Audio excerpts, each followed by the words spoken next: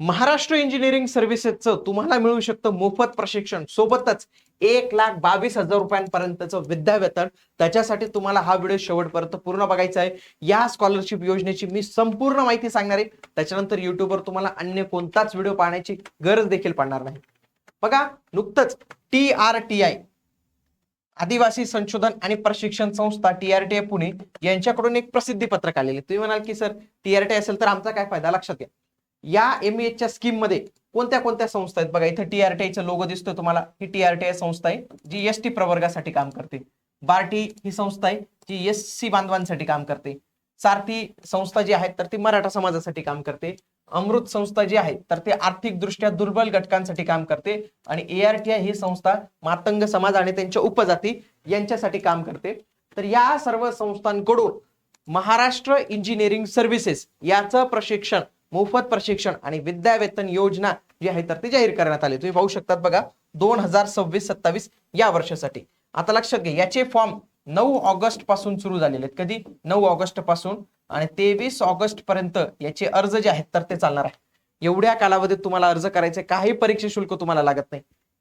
आलं लक्षात? फ्री मध्ये तुम्हाला फॉर्म भरता येतो. प्रत्येकाची लिंक वेगळी आहे. TRTI, बार्टी, अमृत, ARTI, सारथी.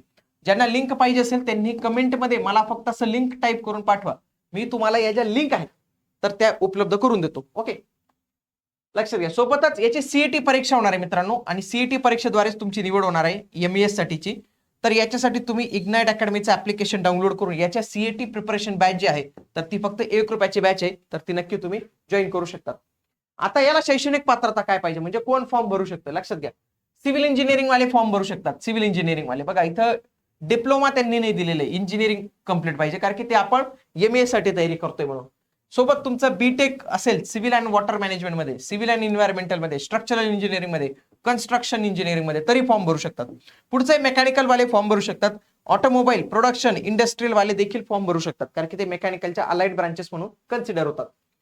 इलेक्ट्रिकल वाले फॉर्म भरू शकतात. Electrical and power engineering, electronics and power engineering, power system engineering, electrical and electronics engineering हे पण फॉर्म भरू शकतात. सोबत विद्युत आणि यांत्रिकी अभियांत्रिकी म्हणजे इलेक्ट्रिकल अँड मेकॅनिकल इंजिनिअरिंग वाले जो आहे तर तो फॉर्म भरू शकतात.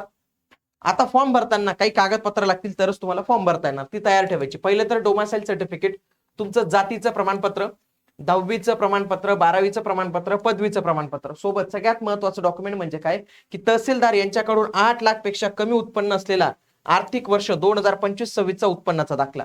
आणि सगळ्यांना बरं का, SC ST जे काही याच्यात जेवढे काही प्रवर्ग असतील त्या सगळ्यांना बंधनकारक आहे 8 लाखांपेक्षा कमी उत्पन्न.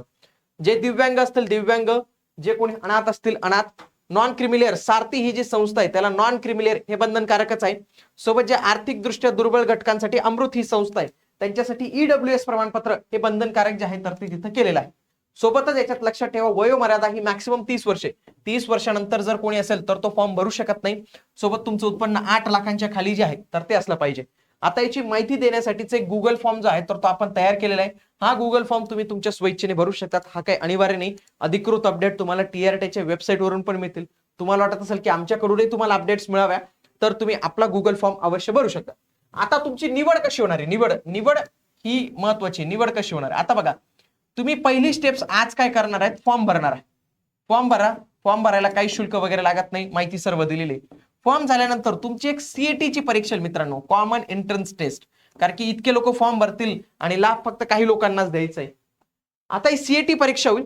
आता या CETची तयारी तुम्हाला काय सांगितलं, तिथं 1 रुपयाची ती बॅच असेल, ती बॅच तुम्ही जॉईन करून टाका. त्याच्यामध्ये प्रश्नपत्रिका, तयारी कशी, बाकीच्या सगळ्या अपडेट्स तुम्हाला मिळतच राहतील त्या बॅच नुसार.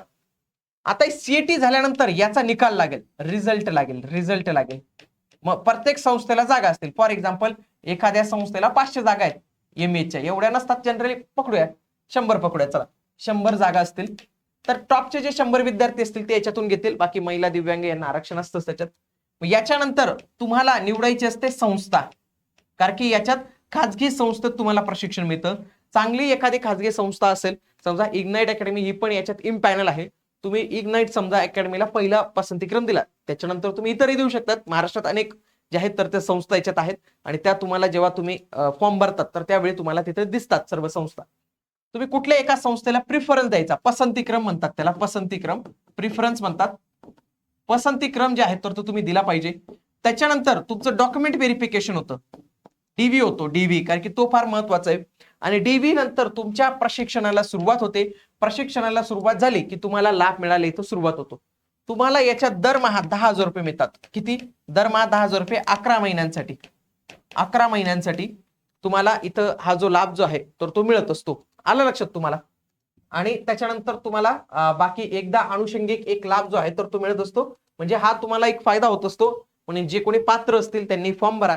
तुम्हाला वाटत असेल तुमचा मित्र पात्र आहे, त्याला ह्या व्हिडिओची लिंक तुम्ही नक्की शेअर करा आणि या चॅनलला तुम्ही आजच सबस्क्राईब करून ठेवा, कारण की याच्यामध्ये महाराष्ट्र इंजिनिअरिंग सर्व्हिसेसचे जे काही अपडेट असेल या मोफत योजनेसंदर्भात तुम्हाला याच चॅनलवर मिळणार आहे. भेटूया पुढील व्हिडिओमध्ये. तोपर्यंत जय हिंद, जय महाराष्ट्र, धन्यवाद.